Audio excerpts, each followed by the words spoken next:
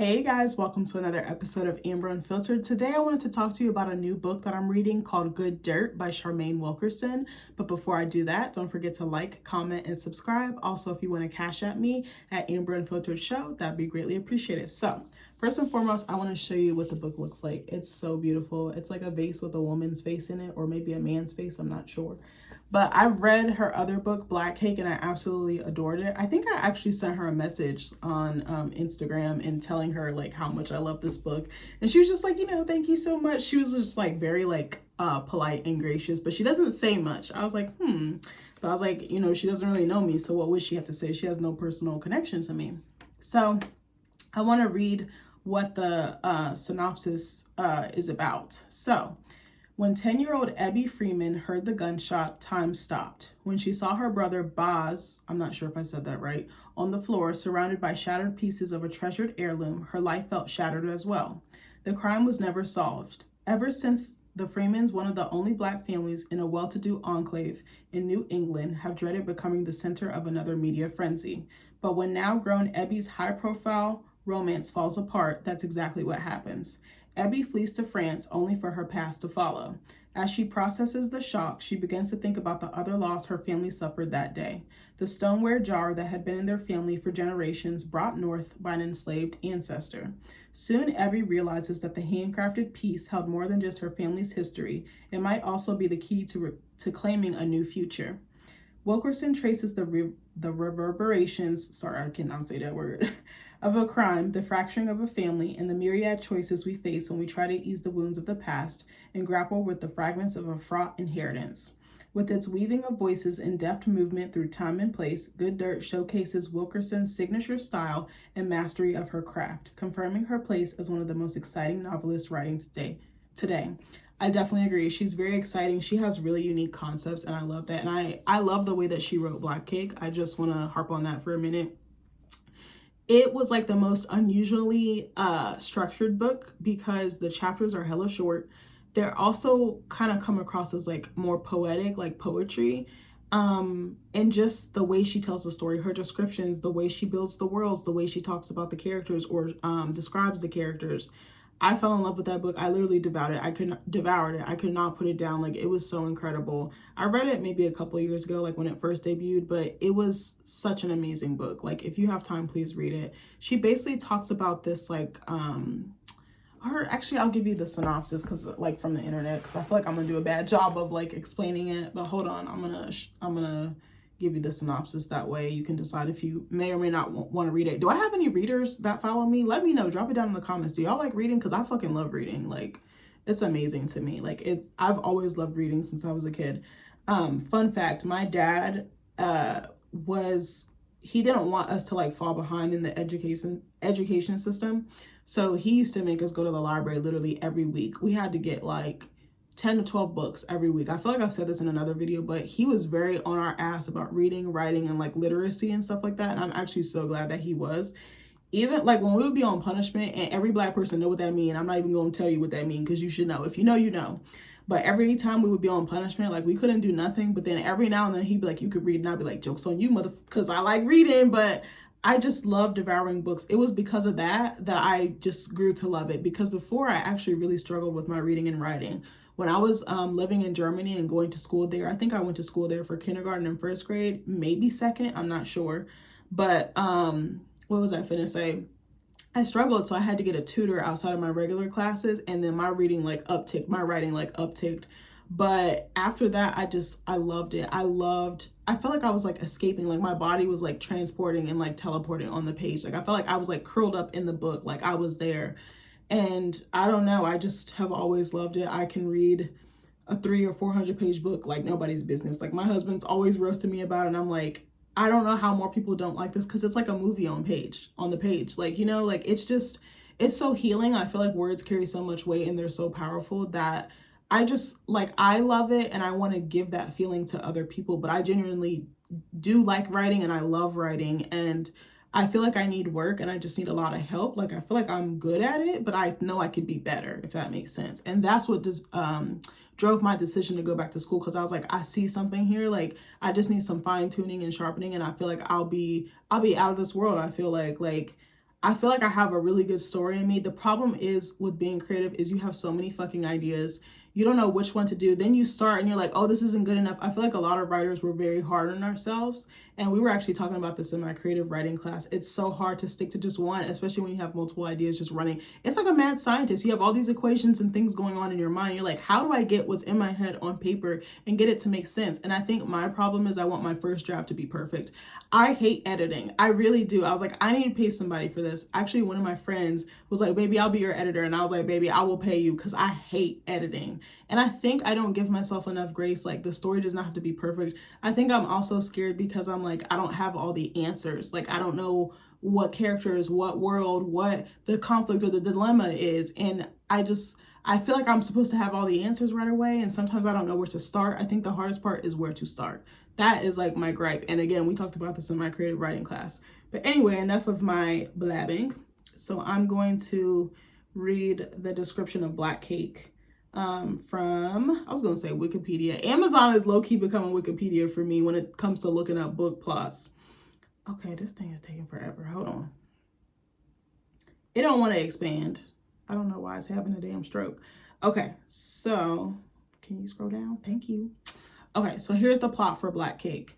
In present-day California, Eleanor Bennett's death leaves behind a puzzling inheritance for her two children, Byron and Benny, a black cake made from a family recipe with a long history and a voice recording. In her message, Eleanor shares a tumultuous story about a headstrong young swimmer who escapes her island home under suspicion of murder. The heartbreaking tale Eleanor unfolds the secrets she still holds back and the mystery of a long-lost child challenge everything the siblings thought they knew about their lineage and themselves. Can Byron and Benny reclaim their once close relationship, piece together Eleanor's true history, and fulfill her final request to share the black cake when the time is right? Will their mother's revelations bring them back together or leave them feeling more lost than ever? I mean, it was so good. Like, it talked about, like, the culture was very rich. The way that she told about like Jamaican life and Jamaican culture was beautiful. I love the fact of using food as like almost like a family heirloom. The characters were delicious. Like, I said delicious as in you could like sink your teeth into them, but you also worried about them, you cared about them. And I think she has a way of pulling you in and hooking you. Like, the way she wrote it, I was just like, where did she fucking come up with this idea? I think at the end of the book, it does talk about that. You know how like they ask authors questions and they kind of like will write them in there or give like pointers as to how they came up with the story. Like, oh my gosh. But anyway, yeah, I wanted to talk about this book, Good Dirt, because it was very interesting. It is completely different from Black Cake. Like, the writing style, the characters, the character motives, the premise. I mean, I was like, oh my gosh. I was like almost expecting Black Cake just because that's what I know of her. I kind of feel like there was this one book. I gotta look it up. I'm sorry, because I don't remember the title. The title is drawn a blank. But it was written a little bit like this book that I'm about to tell you about. Hold on. And I like this book too. I just gotta find it. It's this like, shoot, hold on. Okay, hold on. Or no, I'm lying. Hold on. I think it's Joe Piazza and Christine Pride. It's a black woman and a white woman that write books together, and they write really good books. I actually love them. Some people shit on them, but there's this one book they wrote that I was like, my jaw was on the not my jaw was on the floor, but it was like, okay, hold on, let me see. You Were Always Mine. It was kind of written like that. If you guys have read that or know of that book, Good Dirt kind of reminded me of that writing style, but a bit different. So I think where I'm a little like overwhelmed as a reader is that there's so many characters going on and it flashes back and forth in time, and it also flashes back and forth between character viewpoints. But I do think that it serves the story. It is, okay, I don't want to say it's overwhelming. I want to say it's different because I'm not used to tracking or following this many characters. I actually talked about this with someone the other day, but that was different because in Black Cake she did it, but I think it was done in a different way. The way she wove it, like, I think is what I'm trying to say. But my favorite character is actually one that I don't really know too much about right now. So Ebby, her real name is Ebony, but she goes by Ebby. She has this tragedy happen to her, and it's like she's like a pariah. She's like a village leper. Like everyone's always staring at her, everyone's always judging her. They think they know her before they even interact with her. And it's because when her brother got killed, she was in the house with him. So I think she, by proxy, is like an outcast. I can relate to some of the heaviness or burden that she carries from some of her past and her trauma, and trying to, I don't want to say she's outrunning it, but you can tell she's numbed herself in some ways. And I was like, I can definitely relate to that. I don't find her a super relatable character for me, but I know she could be for someone else. But there's a character in here named Candia, who I think is an ancestor of hers, who is like a potter. So I love, oh, let me see if I can find it. There was a part in here that I really loved. I don't remember what freaking page it was on. Hold on, let me see if I can find it. I wanted to read it because the way she wrote it, I was just like, oh my gosh. Like I don't know what it was. I immediately like fell in love with this character. Hold on. I'm trying to see if I can find it. I think it was. Yes. Okay. I'm going to read this little chapter to you. It's like a page and a half, 2 pages. Hold on. Was it this part? I think it was. Hold on. I just want to double check something. I thought it had her name on it. I might be wrong. I just want to check something. I might actually be wrong. Was it that part? I should have probably marked it. Hold on. I think it was that part. Yeah, okay, it was that part. I'm sorry. I just wanted to make sure. So the chapter is called Clay, and this is set in 1803. Candia dipped her hands in a gourd full of water and closed them around a mound of clay. She squeezed and pulled, wet her hands in the bowl again, and began to roll the first coil. Later, she would try to recall the quiet of this moment, her hands, cool in the clay. How it felt to be sitting on the ground in the shake of Let me back up. I'm sorry. Let me back up. Let me start over. I feel like I did so bad on that. Clay, 1803. Candia dipped her hands in a gourd full of water and closed them around a mound of clay. She squeezed and pulled, wet her hands in the bowl again, and began to roll the first coil. Later, she would try to recall the quiet of this moment, her hands cool in the clay. How it felt to be sitting on the ground in the shade of a karide tree, her mother and sisters working nearby, all of them unaware of what was to come. Like the other women of her caste, Candia was born to pull shapes from the soil, or caste. It might be cast. I'm sorry. Like the other women of her caste, Candia was born to pull shapes from the soil. Only the pottery women were permitted to climb into the sacred pits and dig out the earth they required, though their men often waited nearby to carry the heavier loads. The women would filter the clay, mold it, and bake it into containers for food and water or medicines and rituals. People from other villages needed their services, but they were wary of the power that issued from the potter's hands. Raw clay was a living thing that could be reshaped and reborn until the potters committed it to the fire. The pottery women were destined to live apart from the others. In Candia's village, they married only blacksmiths, men who, like the women, could create things from the elements. It was said the pottery women drew their talents from the spirit world. Candia herself believed this until the day the people hunters came to their village and treated her like an ordinary woman. The people hunters seized Candia and cut down her husband as he fought to defend his family. As they dragged her away from her husband's lifeless body, Candia could hear the distant cries of her mother and sisters, but when she turned to see where they were being taken, she felt the point of a spear between her shoulders. Candia would have preferred death to separation from her family, but she knew she had to survive. She was carrying her husband's child. With a great weight in her heart, Candia recalled her husband's stories. There were men, he'd warned her, who captured and herded people up and down the coast. But Candia, like her sisters, had never believed the hunters would come this far inland. She had not believed that anyone would dare to turn her people into prey. Candia felt the clay on her hands and clothing drying into a powdery film. The kidnappers were marching her toward the setting sun, toward the coast. If Candia truly had possessed the powers of a sorcerer, as often was said of the potters, she could have wielded her magic. She would have made a fortress of clay rise out of the earth to shield her family. She would have kept the people she cared for from venturing beyond its walls. She would have held herself back from the sea. Instead, at the dawn of the next moon, she found herself shivering inside the rank cavern of a foreigner's ship, a monstrous vessel with wings of cloth rocking and groaning as it crossed the water. She kept her arms resting over her belly, trying to warn trying to warm the baby growing within. This was all she had left of her family now, all she had left of herself. Oh my gosh, when I read that chapter, I was like, oh my gosh, I immediately need to know like what happens to her next. Obviously, it's talking about a woman, you know, a free African woman who later becomes enslaved and basically is brought to America, forced to work. But the way she wrote it, like, and just how like picturesque, like I could literally imagine that. I've always wondered, like, did our ancestors know? Did they have a feeling? Like, did their intuition tell them? Did they know what was coming? Like, and what that must have felt like to like go from, you know, having that autonomy to not at all. Like, you're forced into bondage and there's literally nothing you can do about it, or you're going to die. Like, and even crossing over the ocean, like, like it just makes me, it makes me feel emotional, but it also makes me feel connected to them, but happy that someone is showcasing them in all of their totality and all of their humanity. I don't know, I just felt immediately drawn to her.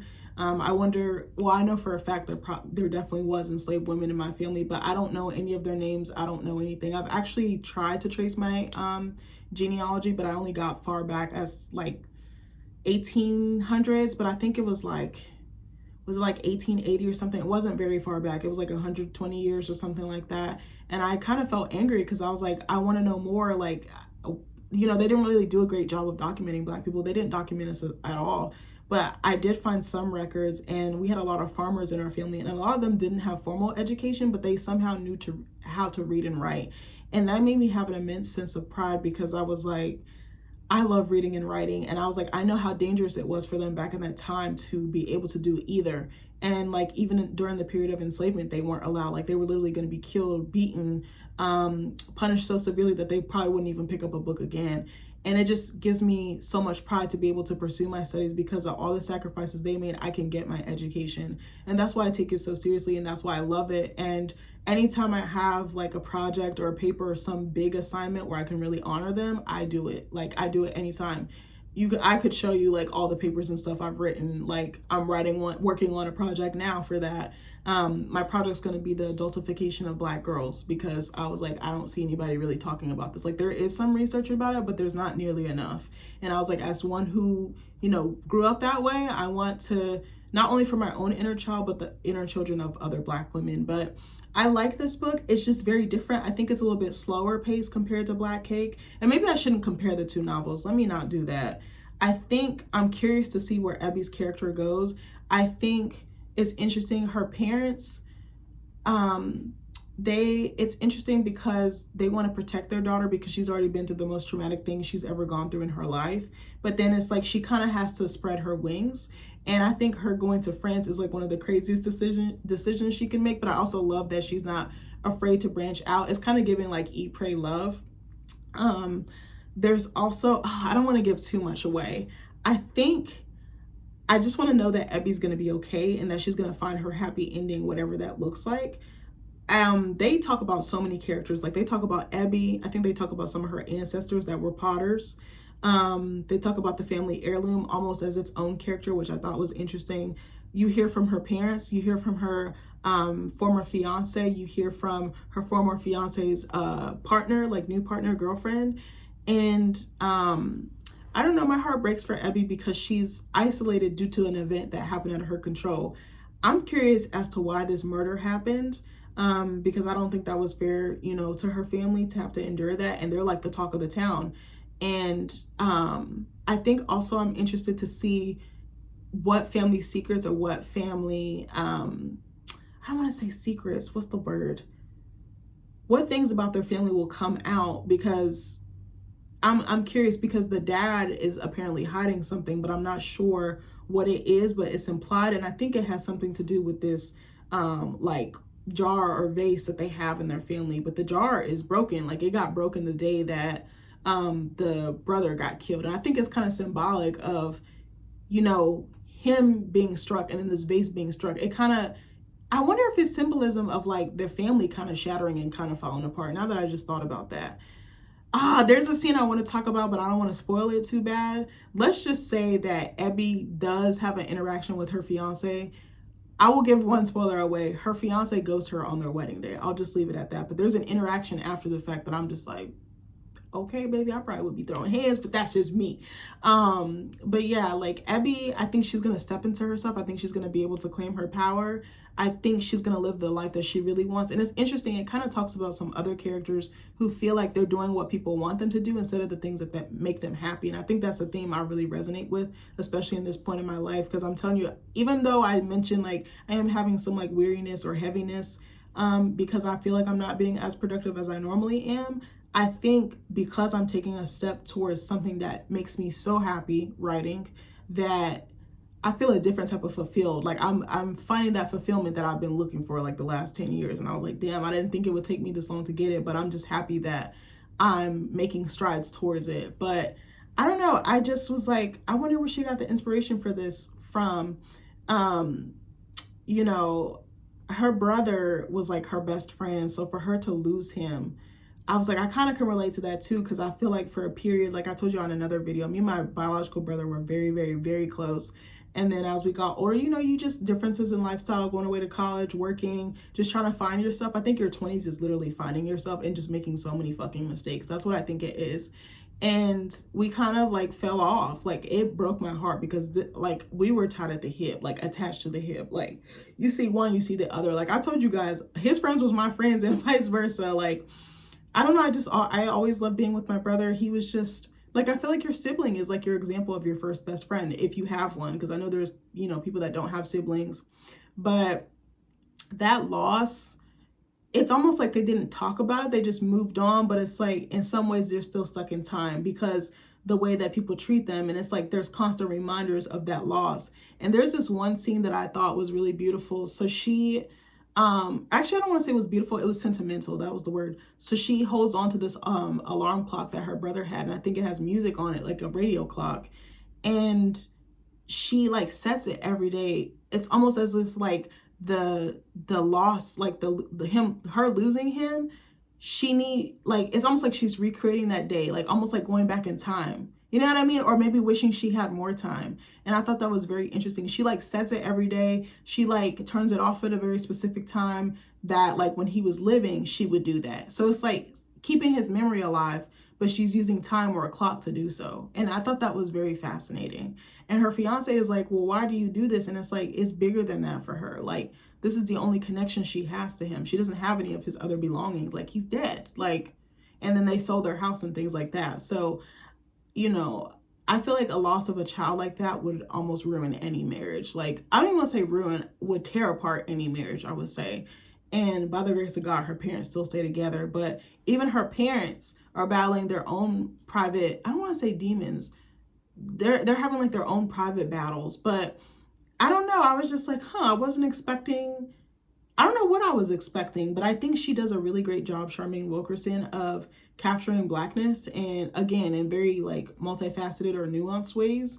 And I think she showcases different aspects of it that we don't think about. And I like the way that she chose to write about enslavement. She didn't make it as harsh. I'm sure there could be harsh instances in the book, but she doesn't make it so jarring that it's like you almost feel like you can't read it or you can't pick up the book again. Because I do feel like, okay, I'm gonna say something else too. Like, I typically don't like to read books that talk about enslavement, and that's ironic given the fact that I just said I like to write about my ancestors and honor them in my work.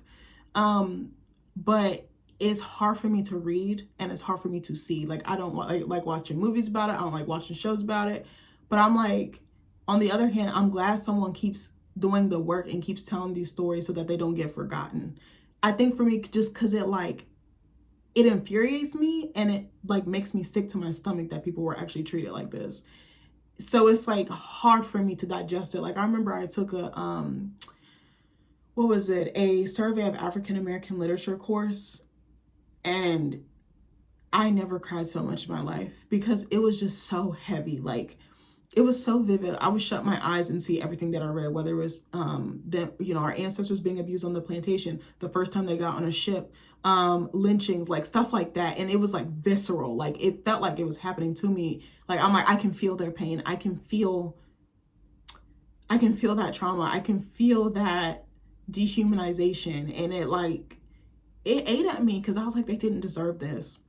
But I like the fact that she's talking about it, but she's not making it so heavy, you know, like she's making it digestible, but nothing about that period was okay. I just want to say that. But I don't know, I just wanted to talk about it. I guess I don't want to give away too many spoilers. But yeah, I just wanted to tell you guys what I was up to, like reading wise. I just ordered 3 books off of Amazon. My toxic trait is ordering more books, and bitch, I ain't even finished the ones that I already have. I'm reading this one and another one called Beartown by Frederick Bachman, I think is his name.